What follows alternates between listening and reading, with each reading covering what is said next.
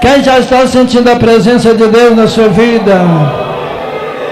Se tem alguém que ainda não sentiu a presença de Deus, é só ir glorificando. Quando nós glorificamos o nome de Jesus, o Espírito Santo começa a encher. Aleluia!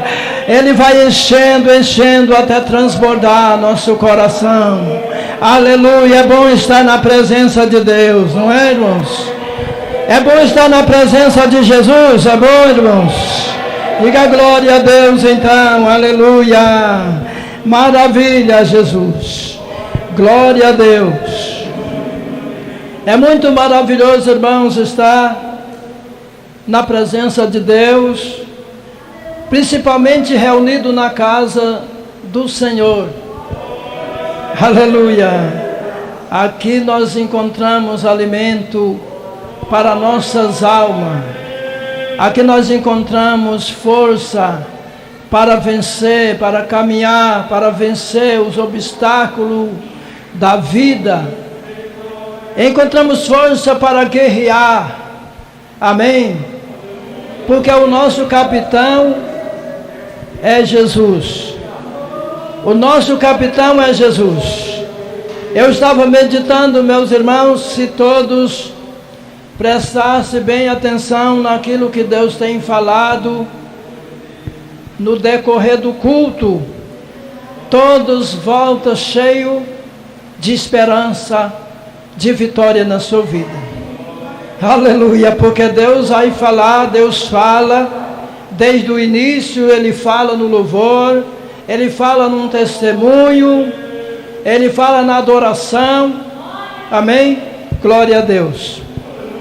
Nós observamos, irmãos, que os discípulos, a igreja que acompanhava Jesus, andava com Ele, estava com Ele, era um povo que sentia a graça de Deus, sentia saciado, sentia honrado, sentia firme, na esperança de chegar ao lugar desejado.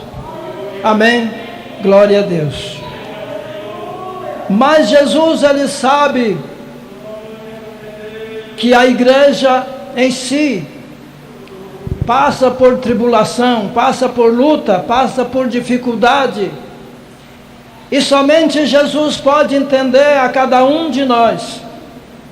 Só o Senhor que está do nosso lado todo momento sabe o que nós estamos passando.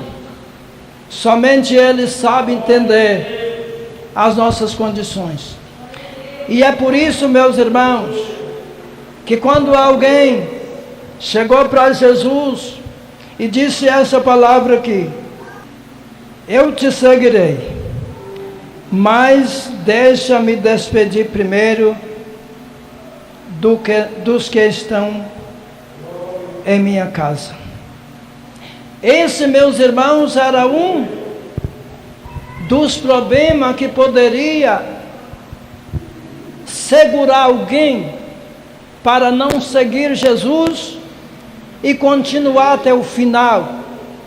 Por quê? Porque Jesus não iria ficar na terra todo o tempo. Ele ia voltar para o Pai.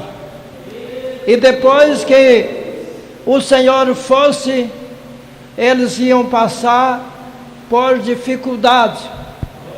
E às vezes até mesmo a família pode querer ou ser usada para impedir alguém caminhar, seguir, permanecer, vencendo os seus obstáculos que está pela frente. Amém, meus irmãos? Mas olha, meus irmãos, eu quero meditar. É nessa palavra que o Senhor, esse versículo 62, quando Jesus responde para aquele homem que diz: eu te seguirei para onde o Senhor for. A disposição daquele homem, a alegria daquele homem de estar na presença do Senhor, de ser honrado ali junto com Jesus, era muito grande. mas ele tinha uma preocupação com os seus da sua casa. Alguma coisa estava querendo que ele fosse primeiro despedir dos seus irmãos, da sua família. E Jesus disse essa palavra: ninguém que lança a mão no arado e olha para trás é apto para o reino dos céus. Eu quero dizer uma coisa para os irmãos: nós podemos preocupar com a nossa família, precisamos preocupar, precisamos orar, precisamos falar, precisamos orientar, exortar a nossa família. Mas, irmãos, não podemos ser impedidos por alguma coisa que pode surgir na nossa família de seguir o Senhor, ou seja, sair da posição que o Senhor nos colocou. Todos sabem, meus irmãos, eu acho que todos sabem, que um arado de boi, naquele tempo, Jesus expressou essa palavra porque era muito usado os carros de bois, os arados de bois, que a carruagem também, e os bois puxavam aquele arado, e aquele que lançasse mão no arado e olhasse para trás, o arado ia sair do trilho, e a terra não ia ser preparada da maneira devida, da maneira que aquele homem está fazendo para arar aquela terra, preparar aquela terra. O arado, meus irmãos, era uma ferramenta de preparar terra. Então o Senhor, meus irmãos, Ele comparou o Evangelho do Senhor Jesus Cristo como um arado. A nossa responsabilidade com o Evangelho de Cristo, o Senhor, Ele comparou como um arado de boi. É por isso que Ele diz: todo aquele que lança a mão no arado e olha para trás, ou larga a mão do arado, não é apto para o reino dos céus. Porque, meus irmãos, sem dúvida, se alguém olhar para trás, o trilho, ele vai sair do trilho, e a sua mão vai largar da mão do arado, e aquela pessoa vai sair da posição.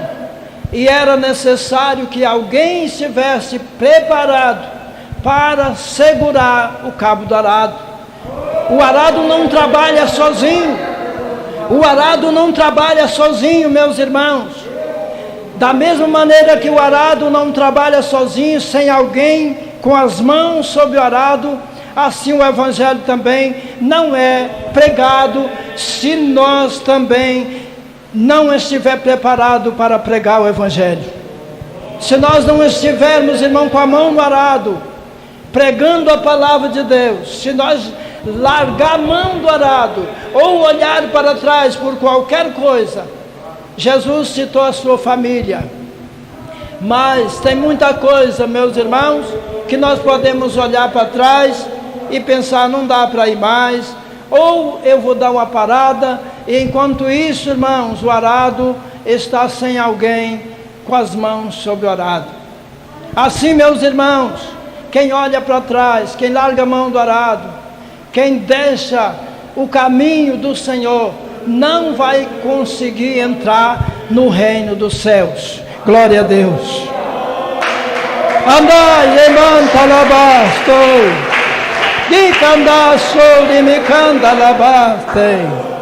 Meus irmãos, no tempo de Ló, preste bem atenção que no tempo de Ló, o anjo chegou na casa de Ló, apressou com eles para sair de Sodoma, porque Sodoma ia ser destruída. E quando eles saíram, os anjos pegaram pela mão Ló, suas duas filhas e a sua mulher, e apressou com eles e disse: não olhe para trás, não olhe para trás, não olhe para trás. Aquela voz continuava falando na mente deles ali, mas a mulher de Ló tinha alguma coisa naquelas campinas que chamou a atenção dela, e ela olhou para trás e se tornou uma estátua de sal. Ela não conseguiu sair do lugar depois que olhou para trás. Meus irmãos, nós temos essa experiência no Evangelho. A palavra de Deus é pregada para nos orientar a não olhar para trás. Quem olha para trás, irmãos, não é apto para entrar no reino dos céus. E é como nós estamos falando. Jesus compara o Evangelho, que é necessário que alguém esteja pregando. Isaías pregou dizendo: a quem nós vamos pregar se não tiver ninguém para ouvir? Aleluia, Jesus, glória a Deus. E como o Evangelho é pregado se não haver quem pregue? Jesus está chamando alguém que nessa noite para pegar mão no arado. Jesus está falando todos os dias com alguém para pegar mão no arado e não olhar para trás. Está falando para todos nós que estamos com a mão no arado, não olhar para trás. Aleluia, Jesus. Sem dúvida, meus irmãos, todos aqueles que permaneceram na batalha, permaneceram firmes, sem olhar para trás, sem desanimar, muitos deles chegaram até no lugar desejado. Muitos deles já chegaram, e nós estamos nessa caminhada. E a palavra de Deus diz em Romanos, irmãos, que nada pode nos separar desse amor. O amor, meus irmãos, que o Senhor está falando é o amor de Deus. O amor que disse: tudo crê, tudo padece, tudo confirma. O Evangelho não é fingido, o amor não é fingido. Tudo sofre, tudo crê, tudo padece. Irmãos, para nós não largar mão no arado, nós temos que engolir seco às vezes, irmãos, diante dessa sociedade, diante do que nós ouvimos, porque quem fala melhor em nossos corações é Deus. Tem momento, meus irmãos, que o seu problema não é para falar com alguém, não é para alguém falar com você, é você ouvir de Deus. Os nossos problemas é nós e Deus. Os nossos problemas, o problema daquele que pega a mão no arado e não olha para trás, é ele e Deus, ela e Deus. Somente o Senhor pode, meus irmãos, nos entender. Só Ele pode te levar ao lugar desejado. E Jesus, irmãos, está na batalha, na frente, cada dia, na sua vida. Amém, meus irmãos? Quem crê?